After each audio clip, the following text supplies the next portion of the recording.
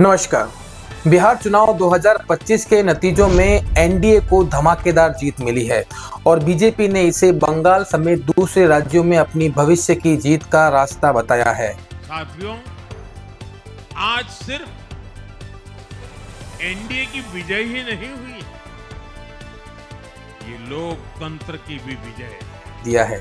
उन्होंने ये भी कहा कि जिस तरह से बिहार की जनता ने एनडीए को रिकॉर्ड बहुमत दिया है, उसी तरह अब बंगाल में जंगल राज खत्म करने के लिए बीजेपी तैयार है। उन्होंने बंगाल के लोगों को भी बधाई दी और भरोसा दिलाया कि अब बीजेपी वहां भी बदलाव लेकर आएगी। प्रधानमंत्री ने इस जीत को महिलाओं और युवाओं की जीत बताया और कहा कि बिहार की जनता ने जातिवादी राजनीति और परिवारवाद को ठुकरा दिया है।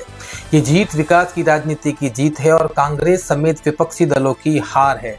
उन्होंने कहा कि एनडीए सरकार अब अगले 25 साल के लिए बिहार को विकास और रोजगार का केंद्र बनाएगी। विपक्ष की प्रतिक्रिया, खासकर कांग्रेस और राजद ने चुनाव की निष्पक्षता पर सवाल उठाए और कहा कि चुनाव प्रचार से लेकर नतीजों तक सत्ता पक्ष ने संसाधनों और मशीनरी का दुरुपयोग किया है। कांग्रेस के नेता राहुल गांधी ने चुनाव को अनफेयर बताते हुए लोकतंत्र की रक्षा की बात की। मुख्यमंत्री नीतीश कुमार ने इस बहुमत को एनडीए की एकजुटता और जनता के भरोसे की जीत बताया। उन्होंने पीएम मोदी, गठबंधन दलों और बिहार के सभी लोगों का धन्यवाद किया।